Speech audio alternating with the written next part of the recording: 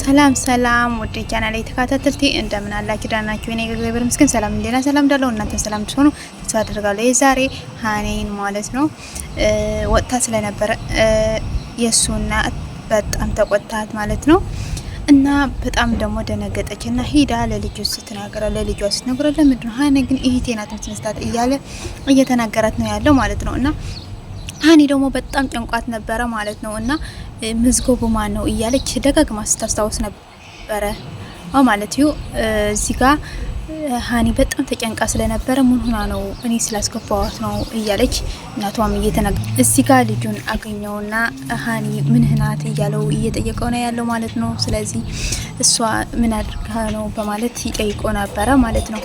እና ሀኒ ምን እነግርሃለሁ ምሳ እንብላ በጣም ርቦኛል እያለ ለምሳ ሊበሉ ማለት ነው ወደዛ እየወጡ ስለነበረ ነው ማለት ነው።